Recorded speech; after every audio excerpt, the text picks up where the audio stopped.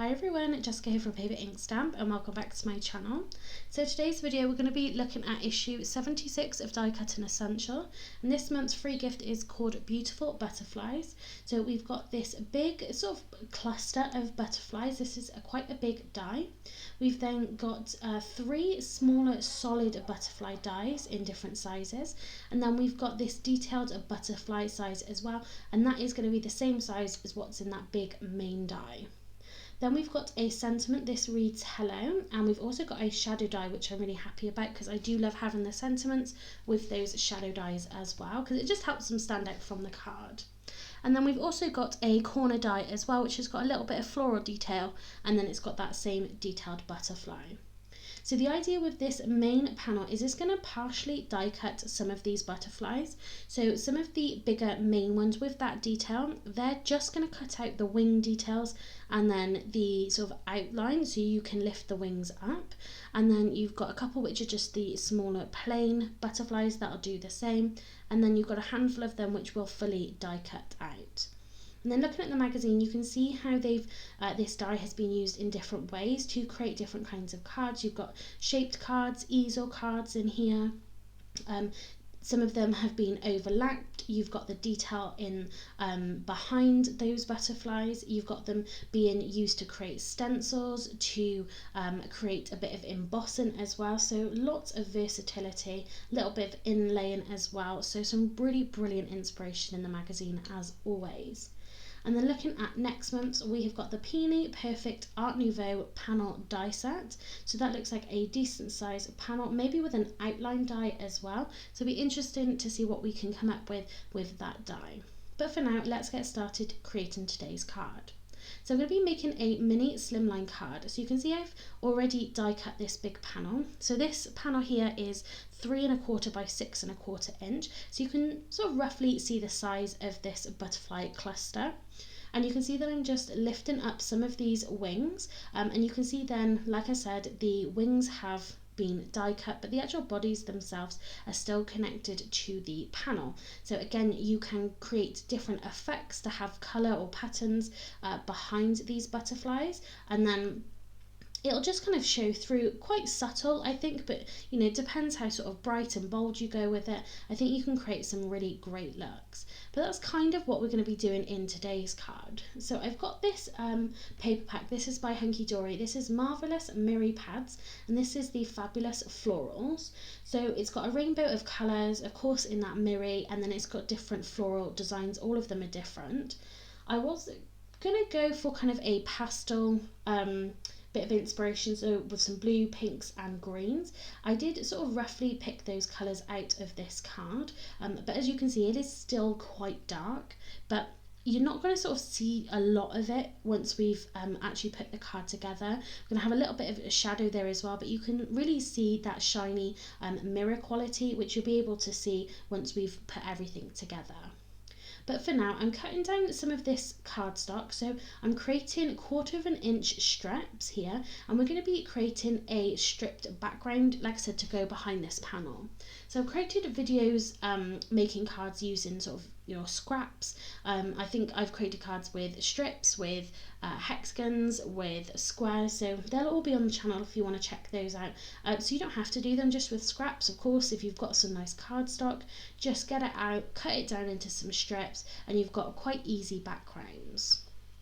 So you can see I've cut more than what I actually need for my card, but I am just going to pop this back with the pack, and then it's ready to go for another card.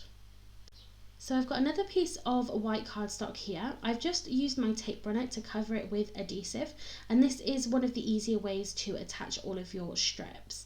So you can see that I am just buddying them up as close as possible. So it looks like I've got a few gaps here. It is just the effect from the mirror. It looks like I've got some gaps in there, but it's all buddied up close together. So I'm just following a really basic pattern. I did, like you can see, put it at an angle, just so then when you look through the butterflies, you'll be able to see more of the colours and the patterns. And this creates a really lovely kind of background. So this white panel that I'm sticking these onto, this has been cut to be smaller than that 3 1/4 by 6 1/4 inch card base, the panel that we die cut from, because I don't want you to be able to see from the outside. I am gonna use some foam tape on the back of our die cut panel just to bring this up, and again just add a little bit of depth and a little bit of shadow in there as well. But you can see when you get to some of these smaller pieces, rather than using whole strips, I just cut down some of the pieces I already used, and I can just use those. So just making the most, rather than ending up having lots of waste and then lots of additional scraps, is just to cut down your excess and use that for those smaller areas. But you can see, just working down, didn't take very long to create this, but I think the overall effect is really lovely. And you can do this just for card bases as well. Like I said, if you have got lots of scraps you want to use up, or if you do, like this, have paper pads where the designs work really nicely together, that creates really great backgrounds as well, because you can have lots of different patterns and colours and things, but the pads are designed to the papers for them to work together. So it is great to use sort of pads like that as well. So now you can see that I'm just trimming this down with my paper trimmer, and this is then going to create our backing for our panel. And if we just pop the panel over the top, you can't really see the pattern here, but you'll see that shine and that mirror just there in the light, and again it just adds something really nice to that background. So as I said, I'm going to pop up this on the back, just again, like I said, to add a little bit of shadow. So I'm using some of that Big Mama foam tape. Again, I wanted to have a thinner piece of foam. I don't need this to stand up miles away from the background where you're really not going to see it. So I'm going with the full width of this foam tape to begin with, around the solid areas, and then I'm just going to fill in these additional areas with smaller pieces. So this is kind of like how you'd make a shaker card, where you need to fill in these gaps, because obviously it needs to be supported. So I can go ahead and take the backing off that, and I'm actually going to pop the panel onto the background onto the panel, rather than the other way around, just to make sure that I get this nice and lined up and don't have it sort of too short on one side. But of course you don't need to create a whole panel, because the design isn't across the whole of that background, so it wouldn't matter necessarily. You could, and you're never going to see it, so you could cut this down even further if you wanted to make it fit as close as possible. But you can see then just that pattern, you can see those butterflies just being sort of reflected back, and I think it sort of gives it a really beautiful look with that mirror card. But I'd be interested to do sort of something really big and bold and bright, and that would really help those butterflies sort of stand out a lot more, especially because we've got that white panel. It's nice to add a real pop of colour behind it. But now, just for some extra embellishments, I'm going to die cut some of those butterflies. So the 3 colours of cardstock, again following that sort of pastel theme, I've got, this is the classic card from Craft Perfect by Tonic Studios. So I've got Arctic Blue, I've got Pistachio Green, and then Ballet Pink, and these 3 colours I think work perfectly together.